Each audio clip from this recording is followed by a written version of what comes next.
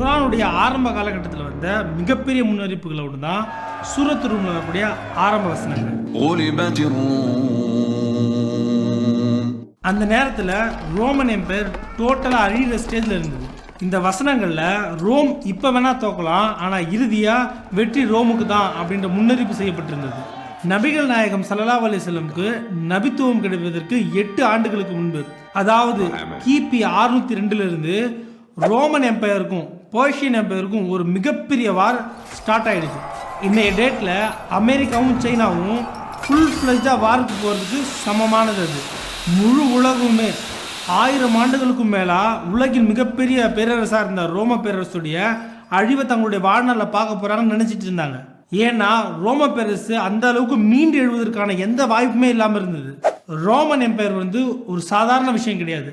இன்றளவும் கூட நம்ம பார்க்குற ஆர்ட்லேருந்து ஆர்கிடெக்சர் வரைக்கும் அவங்களோட இன்ஃப்ளூயன்ஸ் பரவி கிடக்கு. உங்களுக்கு தெரியுமா ஜூலை ஏன் ஜூலைன்னு சொல்கிறாங்கன்னு சொல்லிட்டு? ரோமன் எம்பையர் முதல் மிகப்பெரிய மன்னனான ஜூலியஸ் சீசரால. ஜூலைக்கு அப்புறம் ஆகஸ்ட், இரண்டாவது மிகப்பெரிய மன்னன் அகஸ்டஸால. அண்ட் ஆல்சோ பல பிளானட்ஸுக்கு மார்ஸ், ஜூபிட்டர், வீனஸ்ன்னு சொல்லிட்டு கிரீக் காட்ஸோட பேரை தான் வச்சுருக்காங்க.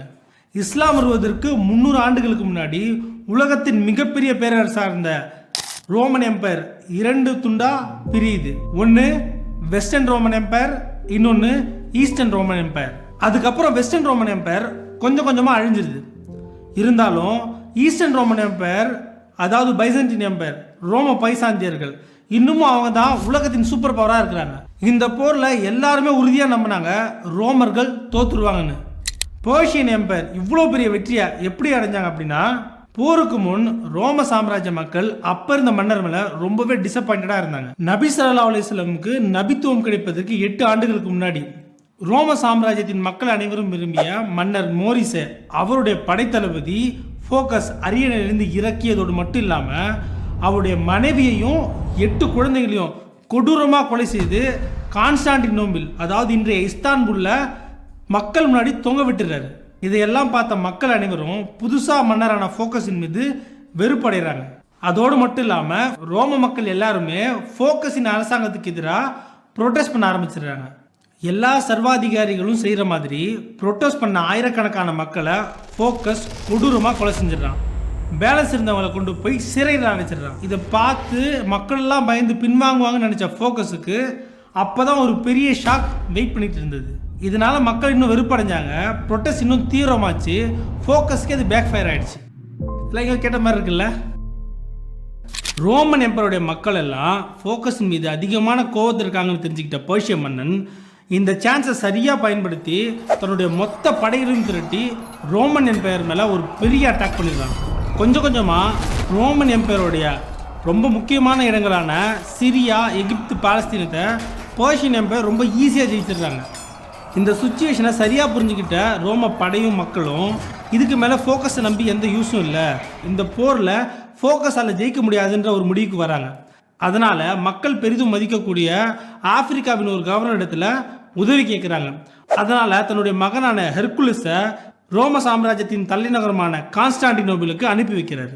ஹெர்குலஸ் கான்ஸ்டான்டினோபிளை அடைஞ்சதுமே மக்களும் படை வீரர்களும் ஃபோக்கஸ் அங்கிருந்து நீக்கி ஹெர்குலஸை ரோம சாம்ராஜ்யத்தின் பேரரசராக முடிசூடுறாங்க.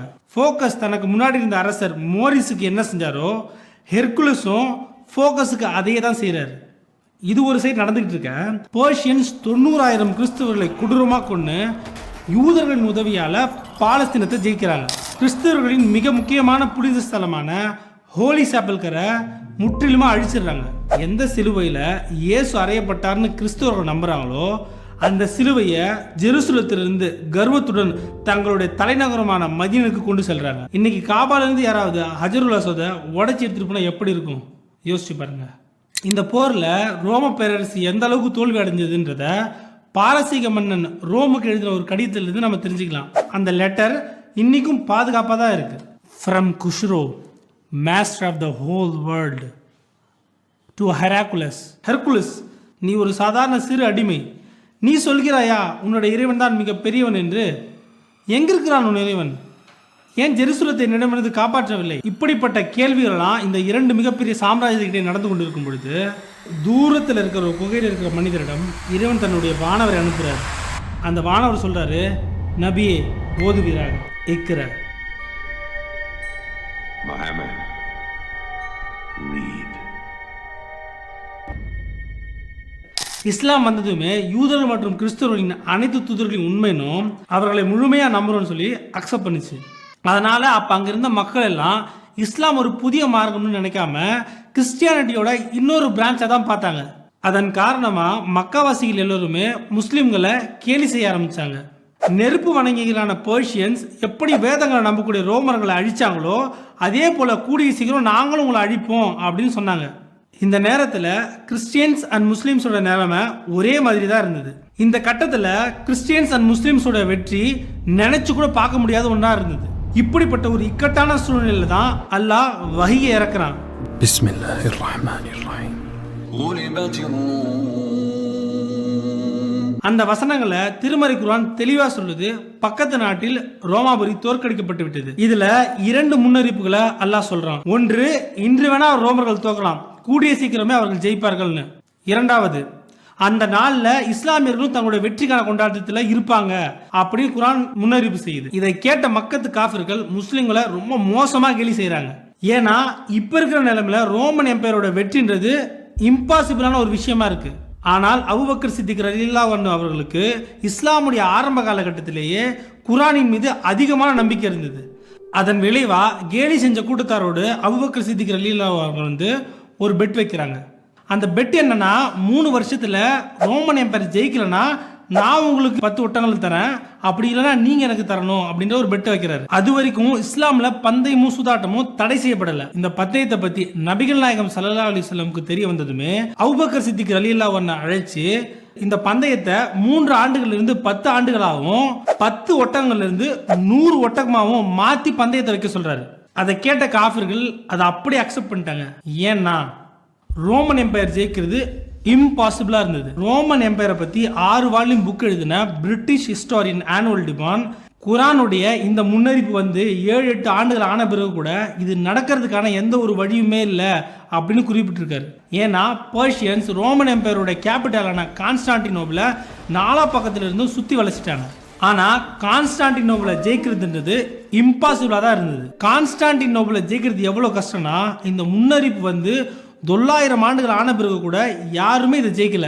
கடைசியா 21 வயதான ஓட்டமன் எம்பையருடைய மன்னன் சுல்தான் முகமது ஒரு மிகப்பெரிய போருக்கு அப்புறம் தான் கான்ஸ்டான்டினோபிள ஜெயிக்கிறார். சுல்தான் முகமதோட ஹிஸ்டரியை நான் இன்னொரு வீடியோல சொல்றேன். கான்ஸ்டான்டினோபிள 4 புறத்திலிருந்து சுத்தி வளைச்ச நிலையில ஹெர்குலிஸ் பர்ஷிய மன்னருக்கு ஒரு கடிதம் எழுதுறாரு. அதுல ஹெர்குலிஸ், நீங்க என்ன வேணாலும் செஞ்சுக்கோ, ஆனா எங்க உயிரை மட்டும் விட்டுடுன்னு சொல்லிட்டு உயிர் பிச்சை கேட்கிறாரு. அதுக்கு பதில் கடிதம் எழுதிய பர்ஷிய மன்னன், அப்படிலாம் விட முடியாது, அப்படி விடணும்னா ஒரே ஒரு நிபந்தனை தான், நீங்க கிறிஸ்தவத்தை விட்டுட்டு வேதங்களை விட்டுட்டு எங்களை போல நெருப்பு வணங்கக்கூடிய மக்களா மாறினா உங்களுக்கு நான் உயிர் பிச்சை தரேன்னு சொல்றாரு. அதனால ஹெர்குலஸ் தன்னோட கேபிட்டலான கான்ஸ்டான்டினோபிளை விட்டுட்டு பிளாக் சி வழியா பர்ஷியனுடைய நார்த் சைடுக்கு போயிடுறாரு. அதே நேரத்தில் தான் நபி ஸல்லல்லாஹு அலைஹி வஸல்லமும் மக்காவை விட்டுட்டு மதீனாவுக்கு ஹிஜ்ரத் செய்யறாங்க. அங்க போன ஹெர்குலஸ் போப் கிட்ட உதவி கேட்கிறாரு. பர்ஷியன் எம்பையர் ரோமன் எம்பையருக்கு மட்டும் எதிரி இல்லை, மொத்த கிறிஸ்டியானிட்டிக்குமே எதிரின்னு சொல்லி போப்புக்கு புரிய வைக்கிறார். அதனால போப் மொத்த யூரோப்ல இருந்தும் பொருளாதாரத்தையும் படையும் திரட்டி ஹெர்குலஸுக்கு கொடுக்குறாரு. அந்த படையெல்லாம் திரட்டிக்கிட்டு ஹெர்குலஸ் பர்ஷியன் எம்பையரோட நார்தன் சைட்ல இருந்து ஒரு சர்ப்ரைஸ் அட்டாக் பிளான் பண்றாரு. இந்த அட்டாக்ல மொத்த படையுமே திரட்டி ஃபுல் ஃபோர்ஸ் அட்டாக் பண்றாங்க. பர்ஷியன் எல்லாருமே கான்ஸ்டான்டினோபிள ஜெயிக்கிறத ரொம்பவே ஃபோக்கஸ்டா இருந்ததால தங்களுடைய தலைநகரத்துக்கு தேவையான டிஃபென்ஸ்ல ரொம்பவே வீக்கா இருந்தாங்க. பர்ஷியனுடைய டிஃபென்ஸ் ரொம்பவே வீக்கா இருந்ததால ஹெர்குலஸோட சர்ப்ரைஸ் அட்டாக்கை தாங்க முடியாம பர்ஷியனுடைய முக்கியமான இடங்களை ஒன் பை ஒன்னா இழக்க ஆரம்பிச்சாங்க. அப்படி ஒன்னொன்னா ஜெயிச்சுட்டே போன ஹெர்குலஸ் பர்ஷியனோட புனித இடத்தை அடைஞ்சிடுறாங்க. முஸ்லிம்களுக்கு எப்படி காபாவோ அப்படி பர்ஷியனுக்கு அதுதான் காபா. அங்கதான் ஒரு ஃபயர் டெம்பிள் ரொம்ப ஆண்டுகளா தொடர்ந்து எரிஞ்சுக்கிட்டே இருக்கு. அதை தெரிஞ்சுக்கிட்ட ஹெர்குலஸ் எப்படி அவங்க ஜெருசலத்தை அழிச்சாங்களோ அதே போல அந்த நகரத்தை அழிச்சு பழி தீர்த்துக்கிறார். இந்த நிகழ்வுக்கு பிறகு கேம் கம்ப்ளீட்டா சேஞ்ச் ஆயிடுது. இந்த வெற்றி ரோமர்களுக்கு பல வருஷத்துக்கு அப்புறம் கிடைச்ச முதல் வெற்றி. இதுக்கப்புறம் அவங்க எழுந்த ராஜ்யங்களை கொஞ்சம் கொஞ்சமா மீட் எடுக்கிறாங்க. அதே நேரத்தில் வெறும் 313 போர் வீரர்களை கொண்டு தங்களை விட 3 மடங்கு அதிகமாக இருக்கக்கூடிய எதிரிகளை முஸ்லீம்கள் பத்ரு போர்ல தோற்கடிக்கிறாங்க. முஸ்லீம்களும் அந்த நேரம் தான் தங்களுடைய முதல் போரின் வெற்றியை கொண்டாடிட்டு இருந்தாங்க. இதோட திருமறை குரானின் சூரத்து ரூம்ல வரக்கூடிய இந்த முன்னறிவிப்பு முழுமை பெறுது. அதோட அபூபக்கர் சித்திக் ரலியல்லாஹு அன்ஹு கட்டிய பந்தயத்துல வெற்றி பெறாங்க. அதன் மூலமா அவருக்கு 100 ஒட்டகங்கள் கிடைக்குது. ஆனால் இந்த நேரத்துல பந்தயம் பெட் கட்டுறது ஹராமாக்கப்படுது. எனவே அந்த 100 ஒட்டங்களையும் ஏழைகளுக்கு பங்கிட்டு கொடுக்குமாறு நபிகள் நாயகம் ஸல்லல்லாஹு அலைஹி வஸல்லம் உத்தரவிடுறாங்க. அங்கிருந்து அப்படியே ஹெர்குலஸ் போனா அவர் தொடர்ந்து முன்னேறிக்கிட்டே இருந்தாரு. கடைசியா பர்ஷியனோட தலைநகரமான மதியனை நாலாபுரத்திலிருந்து சுத்தி வளைச்சிடாரு. இந்த நிலையில பர்ஷிய மன்னனுடைய மகனுக்கு வேறு வழி இல்லாதல தன் தந்தை உட்பட 18 சகோதரர்களை கொன்னு ஹெர்குலிஸுடைய காலடியில் போட்டு தானும் சரண்டர் ஆயிடுறாரு. இந்த போர்ல ரோமன் எம்பையருக்கு ஏற்பட்ட இழப்புகளுக்கு நஷ்டஈடு தருவதாகவும் தன்னுடைய படையை திரும்ப பெறுவதாகவும் மிகவும் இழிந்த நிலையில் அவருடைய தோல்வியை ஒத்துக்கிட்டாரு.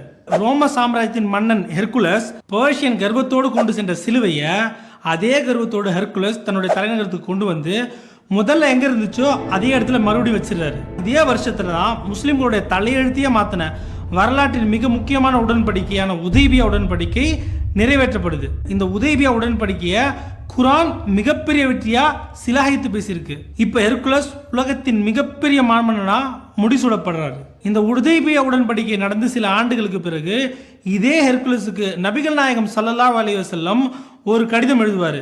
அதுல இஸ்லாத்தை ஏற்றுக்கொள்ளும்படியா அழைப்பு விடுக்கிறாரு. ஆனால் ஹெர்குலஸ் அதை ஏற்க மறுக்கிறாரு. அதற்கு பின் சில ஆண்டுகளிலேயே முஸ்லிம்கள் ரோம சாம்ராஜ்யத்தை மட்டும் இல்லாம பாரசீக சாம்ராஜ்யத்தையும் சேர்த்து ஜெயிச்சு மிகப்பெரிய ஒரு வல்லரசை நிறுவுறாங்க. இன்னைக்கு வரைக்கும் கூட இஸ்லாமியர்களிடத்திலிருந்து அந்த இடத்தை யாருமே ஜெயிக்க முடியல. ஆனால்